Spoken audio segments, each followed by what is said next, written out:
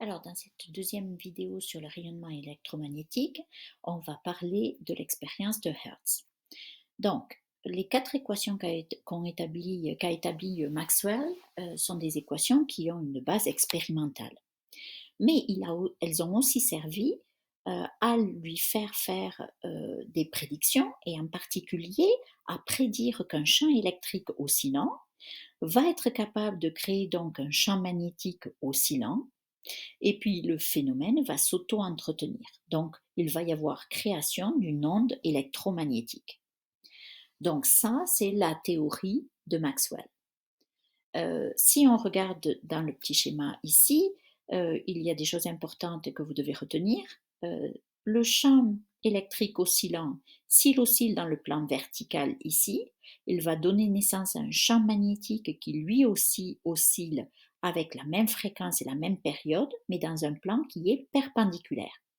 Donc il faut retenir que champ électrique et champ magnétique oscillent à la même fréquence, donc avec la même période, dans des plans perpendiculaires. Deux plans perpendiculaires se coupent et l'intersection, ça donne donc un axe, une droite, et cet axe-là, c'est l'axe de propagation de l'onde électromagnétique. Donc, le rayonnement électromagnétique est une onde transversale, puisque sa direction de propagation est perpendiculaire à ces deux champs. Alors, la preuve de l'existence de ces ondes électromagnétiques a été apportée en 1888 par Heinrich Hertz, qui est un physicien allemand.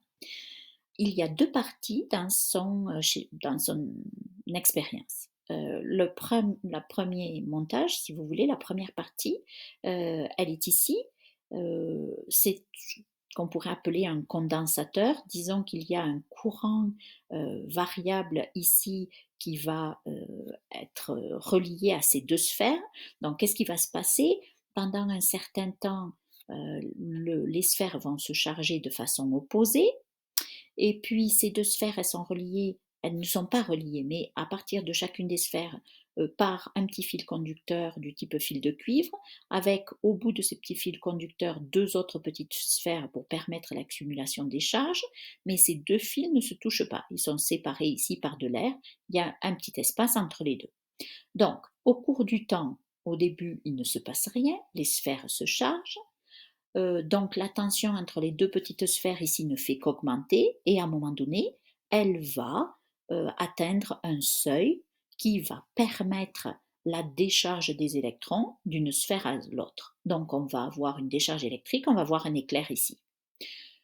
Ensuite, il va à nouveau se passer un temps où on n'observe rien, les sphères se chargent à nouveau et il va y avoir une deuxième décharge électrique. Et ces décharges électriques vont intervenir à intervalles réguliers, donc avec une certaine période et une certaine fréquence.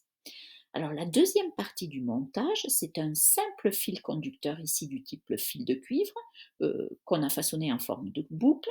Il n'est pas relié du tout à une source de courant, hein, c'est juste un fil de cuivre avec deux petites sphères également au bout et puis à chaque extrémité. Et ici, ces sphères ne se touchent pas, il y a toujours un petit espace. Donc l'idée de Hertz, c'est que s'il existe une onde électromagnétique, eh bien, ce champ électrique variable donne naissance donc à un champ magnétique variable ici, hein, à chaque fois qu'il y a une décharge électrique, et on devrait retrouver donc ici par le phénomène d'induction électromagnétique un courant induit, et il va être induit à la même fréquence qu'ici on observe les étincelles. Donc les électrons vont quitter une extrémité et se rassembler à l'autre, la tension va augmenter ici, donc ici aussi, dans cette partie qu'on appelle l'antenne, on va avoir une décharge électrique à intervalles réguliers et avec la même fréquence que celle qui lui a donné naissance ici. Et c'est exactement ce que Hertz observe. Il observe des décharges électriques dans les deux dispositifs, l'antenne et le dispositif ici, avec la même fréquence et avec la même période.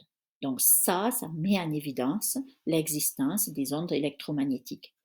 Et plus que ça, ces décharges électriques sont simultanées. Donc ça veut dire que la vitesse à laquelle se déplace cette onde électromagnétique est très élevée. Donc voilà pour l'expérience de